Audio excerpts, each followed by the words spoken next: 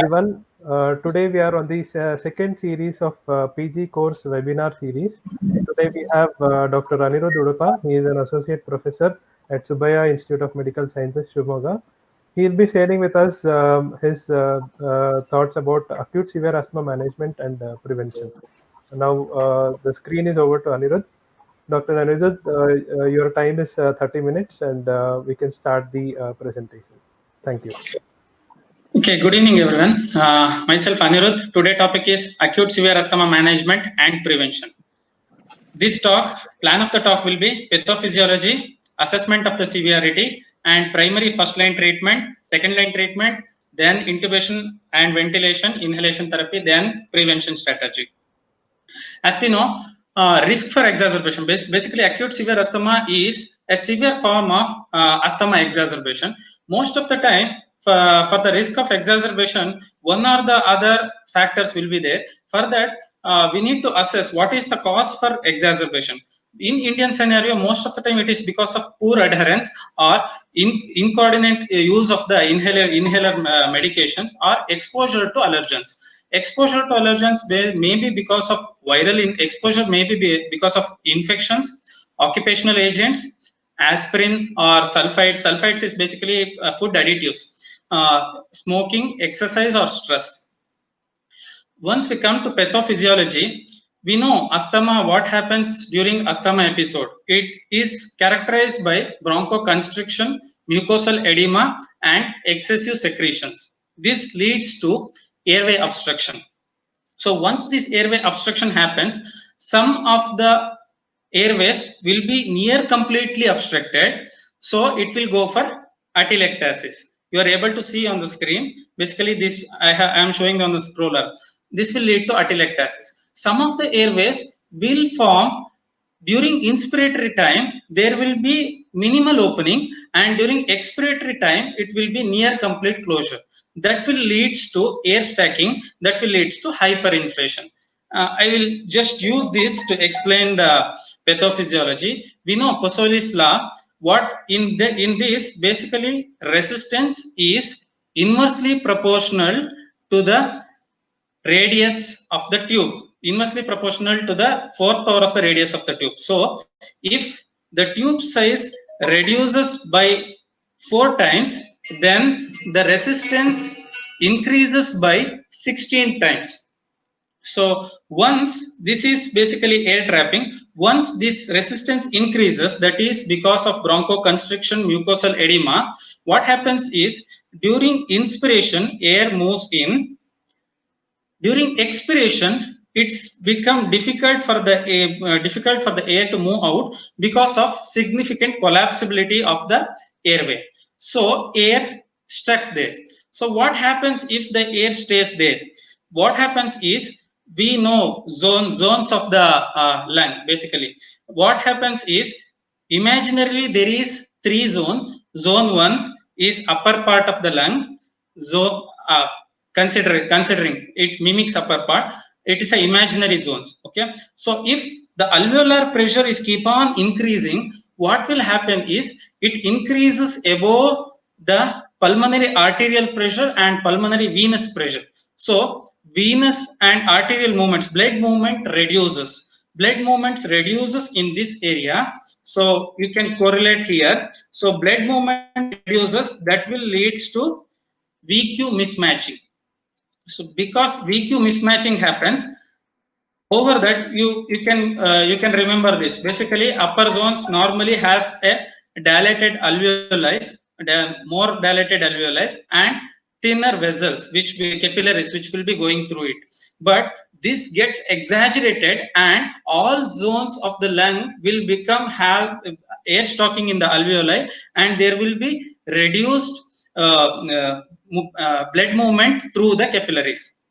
So once this happens, lung is in the inspiratory state, that is high lung volume state. It is near the total lung capacity. FRC moves up. So what happens is, now the compliance curve, patient is inhaling and exhaling at the upper part of the compliance curve. So once they start breathing in the upper part of the compliance curve, we can see here that once this is happening, there will be reduced compliance. Compliance is basically change in volume per change in the pressure. So initial part of the graph, that is at the level of FRC, lower lung volume, the compliance is more. At higher lung volumes, compliance will be low. That's why patients with interstitial lung disease breathes at a lower lung volume so that the compliance will be higher. But at the higher lung volumes, advantage is it will keep the airway open. So with one advantage, we'll get one disadvantage. Basically, if we will keep the airway open by keeping the by breathing at a higher lung capacity. So what will happen is now airway obstruction will leads to atelectasis, will leads to VQ mismatch, and hyperinflation will leads to decreased compliance and increased work of breathing. Once the work of breathing starts increasing, the patient will starts developing fatigue, respiratory muscle fatigue. So that part of time there happens the alveolar hypoventilation. Once this alveolar hypoventilation starts, what happens is PCO2 starts building up and PO2 starts falling down. PO2 starts falling down because of VQ mismatch, and once PCO2 starts increasing, it also decreases the PO2 because of, we know, alveolar gas equation. And also acidosis, this will leads to acidosis. Once acidosis starts happening, it again causes pulmonary vasoconstriction. Once this, I will go in further slides. Once this PCO2 starts increasing, this is an alarm sign. That means patient respiratory muscles are getting fatigue. You can see in this slide, basically lower down is the severity of asthma, upper is basically we can y-axis is basically we are marked in millimeter of mercury or kilopascal, partial pressure of carbon dioxide and partial pressure of oxygen. We can see in slight exacerbation of asthma, we are hearing minimal V's, and the carbon dioxide level is normal, oxygen level is normal. Once this V's increases and the airway obstruction increases, once this airway obstruction increases and VQ mismatch is happening, that time because of VQ mismatch, there is decrease in the partial pressure of the oxygen. At that part of time, patient is having a dynamic hyperinflation. So patient is hyperventilating to compensate for oxygen. So that part of time PCO2 drops. PCO2 drops in moderate severity, and PCO2 will be dropping, oxygen will be dropping. After that, oxygen will be significantly dropped and PCO2 starts rising. This is the alarm sign. When PCO2 starts rising, it indicates that patient is not in a state to compensate by respiratory muscles because of respiratory muscle fatigue. At that part of time, airway obstruction is also so severe that patient will go for silent chest hypoventilation. This is basically medications and pathophysiology where the medications act. We'll be going through this in further slide. In acute severe asthma, principle of management will be we need to identify the severe exacerbation early, and we need to correct the hypoxia, and we need to reverse the airflow obstruction, then inflammation of the airway, then we need to monitor the rate of improvement, then close monitoring of the response can be done by non-invasive methods like clinical science and PEFR. In acute asthma, whenever acute severe asthma happens, we need to know previously how much controlled or uncontrolled was the patient asthma is, because the history repeats. If they are having previous history of near fatal asthma, that indicates that their baseline lung capacity has reduced and they have gone for airway remodeling, and patient is taking 3 or more medication, heavy use of SABA, short acting beta agonist, and frequent emergency visits. These things indicates that patient has gone for airway remodeling, significant airway remodeling, and chances of early improvement in these episodes may be lesser. Patient should be assessed. Patient should be assessed to determine the severity of acute exacerbation, mainly peak expiratory flow rate and pulse oximeter, along with the physical examination. History taking and physical examination is paramount important. After that, once we take history and physical examination, we need to assess it by objective wise. We need to have an objective measurement to see, to classify the severity of asthma.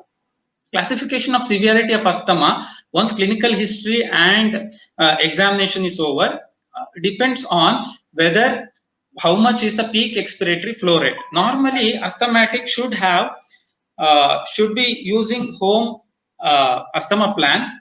Okay, according to that, how much regularly they should be measuring the peak expiratory flow rate, how much is a drop when they come to hospital and emergency department, otherwise in the home setting, and whether there is a cardiovascular variation, because there is cardiopulmonary interrelationship. Basically, one will help the functioning of the other. If one is not functioning properly, other will get affected. This pulse and BP, those things will help us to know how cardiovascular system has affected because of the severity of the bronchospasm. And respiratory rate, and whether patient is able to complete the sentences in a single breath. Clinical judgment also depends on cyanosis, use of accessory muscle, diaphoresis, and anxiety. Blood gas analysis helps for further classification. So once the patient has arrived, we'll see clinical signs, basically how much breathless the patient is, whether able to complete the words in single sentence, single breath, or patient is cyanosed, or diaphoresis is present, or how patient is able to lie down or not, what is a respiratory rate, what is a pulse rate. We'll classify according to that. If after that, objective wise measurement depends on peak expiratory flow rate and saturation, and if required, ABG. If patient has peak expiratory flow rate of more than 80%, more than 70%, it classified as mild asthma exacerbation. If it is 50 to 70%, it is moderate exacerbation. 35 to 50%, it is acute severe asthma. If it is less than 33%, it is life-threatening asthma. Sometimes life-threatening asthma patient and acute severe asthma patient may not be able to perform the PFR. After that, we will check if at all this PFR is significantly dropped. We will also check other vitals, basically heart rate and respiratory rate. In acute severe asthma, there will be significant cardiovascular compensation. That is, heart rate will be increased and respiratory rate will be increased. Patient will not be able to complete a sentence in single breath. In life-threatening asthma, along with that, oxygen level starts dropping and patient may become cyanosed. Once oxygen level starts dropping, heart also starts not be able to compensate properly. So heart may go for hypotension and arrhythmias. On auscultation wise, life-threatening asthma patient may be having a silent chest. This is actually an alarming sign. A severely breathless patient and drop in saturation and severely exhalation difficulty with silent chest indicates that it's an alarming sign. Patient may go for arrest anytime, and altered consciousness, also a near fatal future, because CO2 may be rising and BP starts dropping.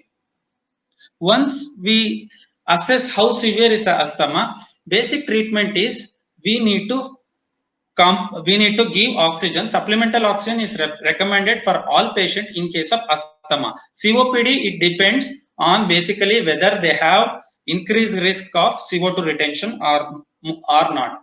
Maintenance of oxygen saturation is more than 92% is advised according to BTS guidelines. In case of pregnancy, 95%, more than 95% with pregnancy and or comorbid heart condition, more than 95% is advised. In case of children also, more than 95% is advised.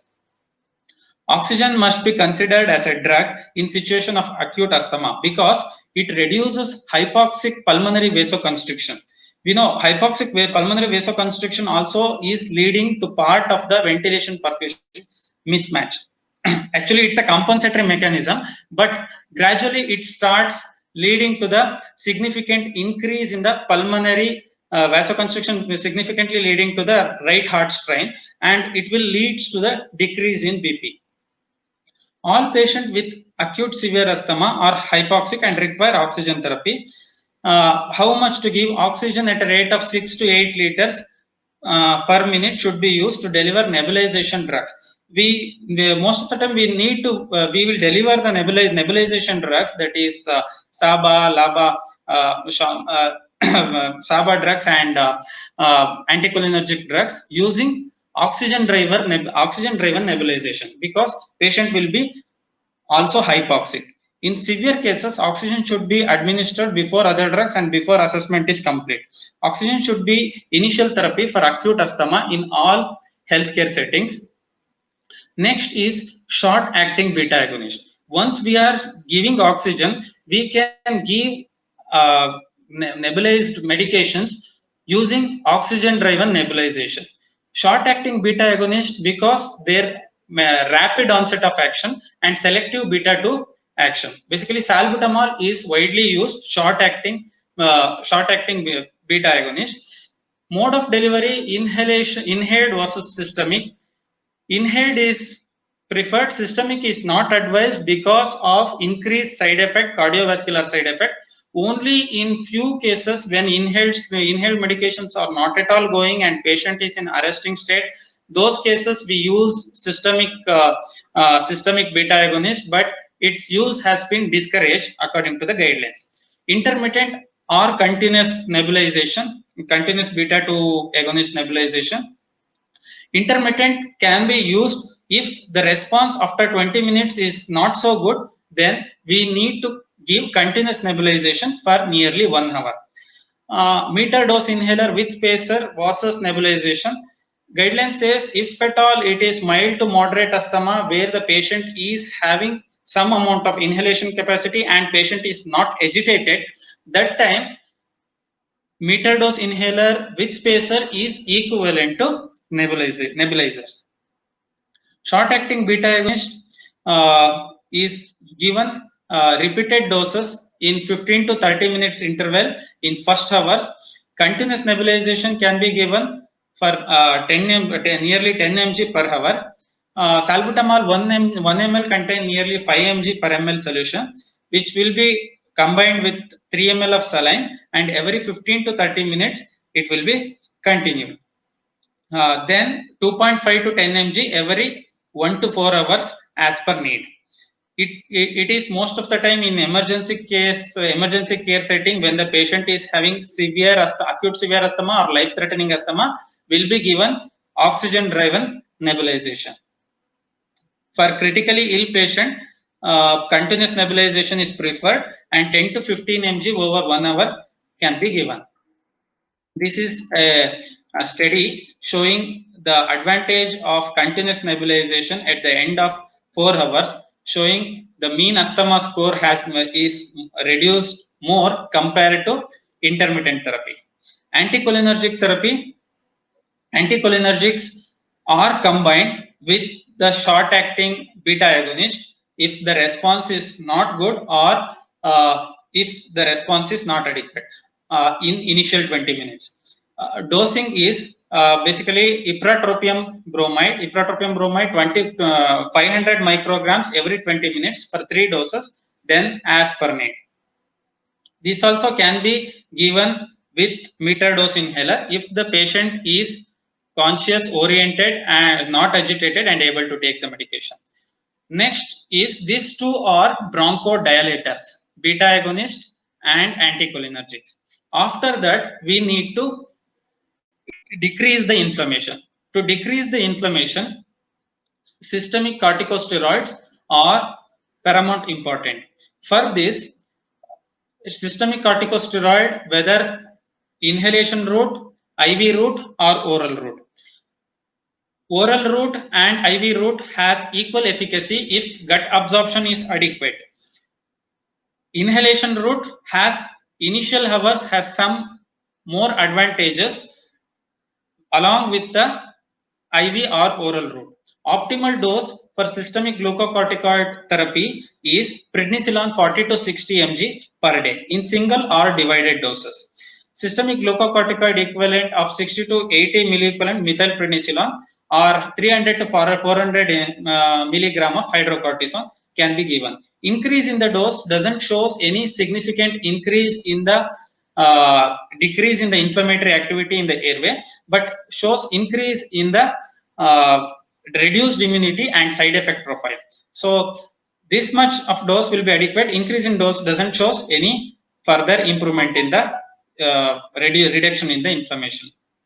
Oral glucocorticoid required at least 4 hours to produce the clinical improvements. We know it has to act by genomic effect. That means it has to go through the go into the cells, go into the nucleus, act on the DNA. DNA synthesizes protein. That protein makes a change which helps in the improvement of the symptoms. So what is this genomic effect? Basically, steroid has to bind to the carrier protein get endocytosed, then go to the nucleus, then act on the nucleus, and then new protein production changes at cellular activity, transcription of new protein that will cause us a change, that will cause us the action. A rapid non-genomic effect has been observed compared to genomic effect that will help in the airway mucosal reduction in the airway mucosal edema. This has been observed that local application of corticosteroids act by potentiating the adrenergic physiological effect by upregulating the postsynaptic receptors. So what happens is it inhaled corticosteroids, that is continuous inhaled corticosteroid in early hours, that is 1 to 2 hours for more than 30 minutes has shown that there is decreased inhibition of local catecholamine disposal, thereby increasing the catecholamines in the mucosa, which will decreases the hyperperfusion. So genomic effect and non-genomic effect, we will give the steroid in early 1 hour so that non-genomic effect will come to action at the end of 4 to 6 hours, and we will continue nebulization therapy also. Genomic effect for 4 to 6 hours, and we will continue nebulized medication for non-genomic effect will decreases the hyperperfusion, thereby reducing the airway edema. Next, once this much is over, we need to assess how much the patient has improved. We assess basically based on the peak expiratory flow rate. Now, if the peak expiratory flow rate has come more than 50%, that indicates there is a partial response. If peak expiratory flow rate has come more than 70%, that indicates a good response. If there is a partial response or no response, then we will go for next drugs which has minimal beneficiary effect. Among the minimal beneficiary effect drugs, one drug is magnesium sulfate.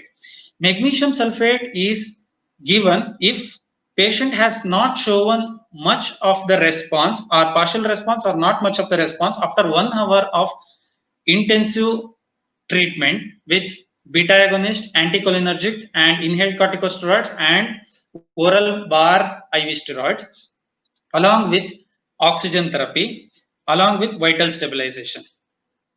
At this time, if the patient is not improving much, magnesium sulfate will help. In magnesium sulfate also, inhalation magnesium sulfate, IV magnesium sulfate.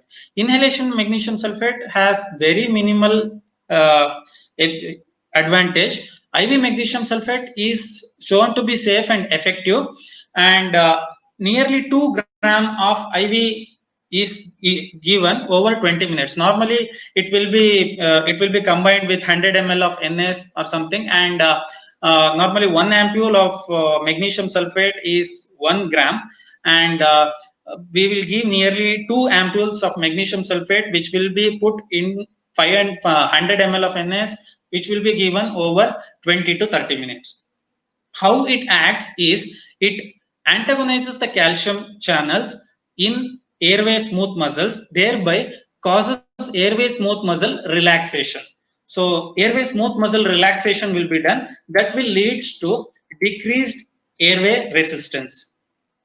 Other drugs, emergency department and hospital management, methylxanthines, that is theophylline, deriphyllin, are not recommended according to the guidelines. We will see so many patients would have received before they come to us. This is not recommended because they have minimal additional bronchodilatory or anti-inflammatory effect at emergency setting, but their side effect profile is significantly higher because methylxanthines has narrow therapeutic index and they causes tachycardia, which patient is already having significant tachycardia, and cardiovascular comorbidities increases when given methylxanthines. We have seen aminophylline infusion; those things has been used previously, but those are all against recommendation at present. Antibiotics, except for patient with pneumonia or bacterial sinusitis, we need to use antibiotics. Aggressive hydration is not recommended because aggressive hydration, patient is dehydrated during acute exacerbation because of tachypnea, increased respiratory rate, increases the insensible loss of fluid. Patient may not be able to take adequate amount of fluids, and patient is not insensible loss will be more. But in case of acute exacerbation, if we give aggressive hydration, what will happen is intrapleural pressure is significantly highly negative in them, and increased fluid status, what will happen, there will be increased pulmonary vascular permeability because of negative sucking pressure by in the interstitium. So patient will go for pulmonary edema if the patient is overhydrated. So overhydration should be avoided. Adequate hydration should be done, which will be maintenance fluid of approximately 50 ml per hour in case of adult patient. Chest physiotherapy is not advised. Mucolytics and sedatives are not advised, because sedatives, if we give sedatives, what will happen is patient respiratory effort decreases and the CO2 increases, chances of CO2 increase and sudden arrest increases. So sedation is not recommended. Aggressive hydration not generally recommended. Methylxanthine not recommended. Intravenous aminophylline no longer indicated in adults because of increased cardiovascular side effect. Antibiotics, because most of the asthma exacerbation are because of viral infection, is the usual cause of asthma exacerbation. So antibiotics are not generally indicated, but if role of bacterial infection has been evident, then we need to use antibiotic. Evident in terms of fever, mucopurulent or purulent expectoration, or auscultatory wise focal findings like focal crepitations or bronchial breath sounds, then we need to use antibiotics. And after initial assessment, if the total counts has increased, those things also goes in favor of antibiotic use. So if the patient shows partial response, that is patient has become stable vitally, saturation has improved, PFR has increased, at that part of time we need to see if there is a partial response. We will continue oral or IV steroids and we will monitor the patient for next 4 hours. During the next 4 hours, if the patient is showing significant improvement, we will plan for discharge with discharge medication and asthma action plan. If the patient is not showing significant improvement, but there is a partial response, then we need to decide whether to admit the patient or to discharge based on patient home care availability and availability of the doctor at emergency setting to the patient. If there is a poor response, then we need to continue the bronchodilator and systemic steroid, and we need to shift the patient to the ICU, and we need to continue monitoring the patient for any worsening. Non-invasive ventilator has advantage in selected patient because patient is having dynamic hyperinflation, and if we don't give the NIV ventilator settings properly and patient is not able to tolerate, and if the patient is hemodynamically unstable or consciousness is decreasing, then we can't use non-invasive ventilator. Most of the time what happens is these patients will be severely agitated. What happens is if we try to give a nebulization also, they will not be able to keep the nebulizer on phase. They will try to remove the nebulizer oxygens. NIV at that part of time, most of the patient, if they are having significant dynamic hyperinflation, they will not keep the NIV. So in those settings, it is difficult. Agitated patient, poor consciousness, cardiovascular system hemodynamically unstable, then not able to put on NIV. What to do in this setting? We have seen patient are so agitated, will not be, if you try to intubate the patient also, it is very much dangerous. What will happen? You will think we'll intubate the patient, then we'll ventilate him. Problem starts after you intubate the patient. Once you intubate the patient, they will be having hemodynamic compromise, airway compromise. So once the negative pleural pressure stops, that part of the time, and you give a muscle relaxant to the patient, their BP drops. By the time you intubate the patient and you connect to the ventilator, BP is crashed. You are not able to record the BP. You started basically inotropes. After that, you are seeing the saturation is not maintaining. You try to increase the way, you try to ventilate the patient, that goes for complication, pneumothorax or subcutaneous emphysema, complications. You are not able to deliver the air. So before you intubate the patient, think whether you really need to intubate the patient. If you really need to intubate the patient, make a proper pre-arrangement before you intubate the patient. For that pre-arrangement, ketamine is one good drug which has bronchodilatory effect, as well as it causes dissociative anesthesia. So what dissociative anesthesia is, ketamine, most of you know ketamine very well. In a mild dose, it is used as a recreational drug. Once we start increasing the dose, it 0.1 to 0.2 mg is 2 mg per kg is recreational. Up to 0.5 mg per kg is analgesic dose. What will happen is pain will be significantly reduced. We use those doses in severe pain, like in patient with burns dressing. They will not be able to tolerate the pain. That time analgesic dose will be used. Next will be dissociative dose, nearly 1 mg per kg body weight to 1.5 mg per kg body weight. That time what happens is patient is completely dissociated, but airway reflexes are patent. One advantage of this ketamine is this does not decreases the BP, but it increases the BP by inhibiting the reuptake of norepinephrine at the junction. So what happens is we have cause dissociative anesthesia, dissociation to the patient. Now patient will be keep the nebulization, and if at all you are trying to intubate the patient will be allowing you to pre-oxygenate the patient, because without good pre-oxygenation, that is denitrification, if you try to intubate the patient, oxygen reserve will be very low, and hypoxia will cause us significant cardiovascular mortality and sometimes end organ injury. So we need to pre-oxygenate the patient properly. Once we give dissociative anesthesia, patient will be cooperative. That this can be used, some of the times it is off-label, but some of the time we use this ketamine in severely agitated patient of acute severe asthma, so that their agitation will reduce and they cooperate to the medications. If at all they are still worsening, we can intubate after that also. But once we use ketamine, we can decide afterwards also without intubating. Sometimes we give ketamine infusion so that it will give a significant bronchodilatory effect. So once ketamine is given and we have pre-oxygenated the patient and we are ready for intubation, then we can plan for intubation. So acute severe asthma indication for intubation are cardiac arrest, comatose, severe respiratory distress, silent chest exhaustion.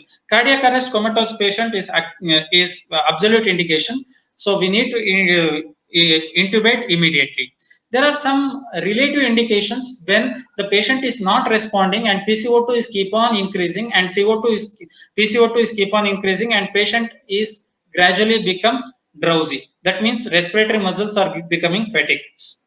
Once we intubate, don't don't rush to ventilate.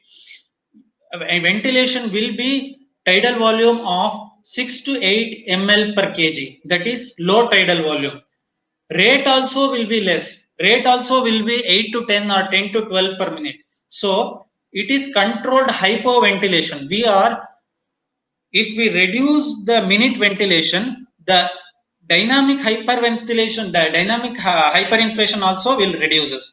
So we want to keep the plateau pressure low, plateau pressure, peak airway pressure and plateau pressure more low, so that the alveoli will not be damaged and dynamic hyperinflation will not happen and autopeep will be reduced. So whether to keep the peep or not, there is two school of thought. If you are able to measure how much is auto peep, and if it is nearly 10 to 12, then you can keep it little equal to or little more than the auto peep, so that airway will be open and able to exhale. If you are normally how we measure the auto peep is we give end expiratory pause and we'll measure the auto peep. For us to measure give end expiratory pause and measure auto peep, ideally patient should be sedated and paralyzed. Otherwise also by waveform we will be able to assess there is auto peep, but accurate measurement will be difficult. One more school of thought is don't give peep so that it will not add on to the auto peep.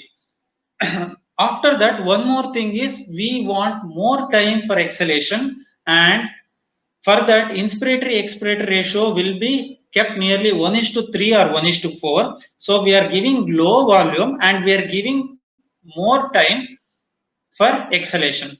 Breaths are reduced, tidal volume is reduced, giving more time for exhalation and keeping the plateau pressure low. Sometimes what happens is we'll see continuous air stacking will be there. Sometimes what we'll do, we'll disconnect the ventilator and we'll give chest compression, so that whatever dynamic hyperinflation is there, let it reduce one time.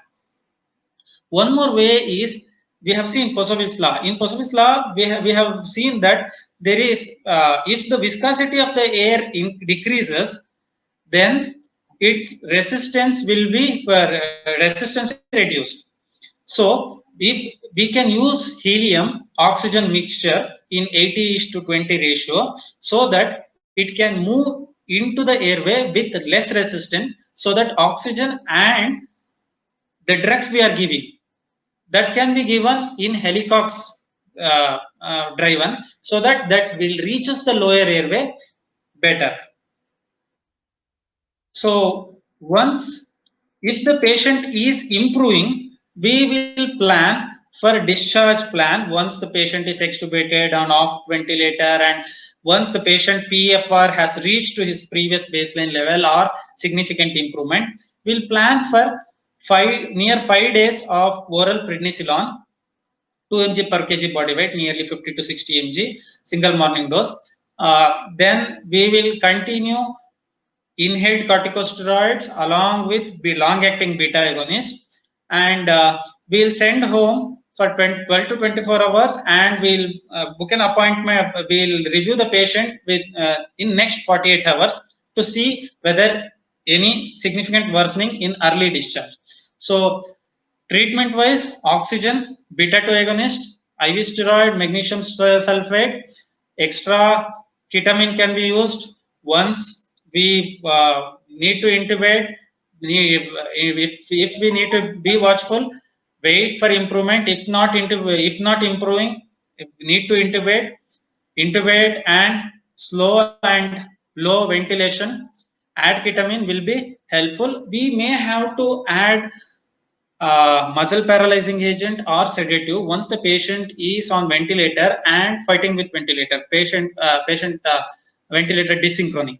So that part of time, if we want to add muscle relaxant, at least we need to give daily muscle relaxant halt, so that we need to assess. And there is a critical illness myopathy if the muscle relaxant and steroids are used together, and extubation will be somewhat difficult.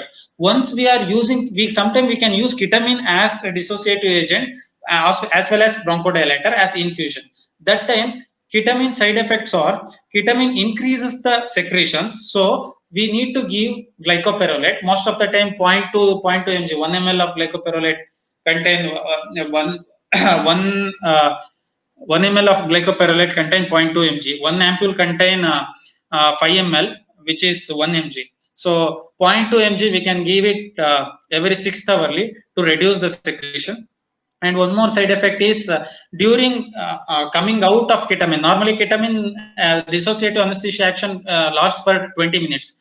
Once the patient is coming out of dissociative anesthesia, patient can have vomiting or delirium, those things. So we need to handle it carefully. So once exacerbation has occurred, any exacerbation should prompt review of maintenance treatment, because exacerbation most of the time happens because maintenance treatment is not happening in a correct way. So prevention wise, we need patient education regarding asthma. We need to see inhaler skills, adherence, written asthma action plan, self monitoring of the symptoms and peak flow, and regular medication review. So once written asthma action plan, the patient usual asthma medication, when and how to increase the medication, start oral corticosteroid, how to assess the medical care if symptoms increases, has to be given in the written asthma plan. In asthma action plan, normally it's like a traffic light. 3 zones will be there: green zone, yellow zone, and red zone. Green zone means patient is taking his medications regularly and patient not having any need of reliever medication, and patient is not having any wheeze, cough or breathlessness. Then patient need to continue the medication and need to check the PFR regularly, and PFR of more than 80% with no symptoms, with no need of reliever medications, indicate patient is in green zone, continue same treatment.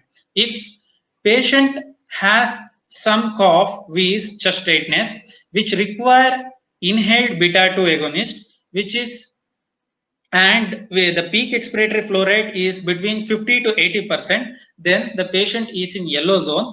Patient need to use the reliever medication, as well as if severe enough, patient needs to come back for the review. In red zone, patient is using reliever medications frequently but not getting any improvement, and peak expiratory flow rate is less than 50%.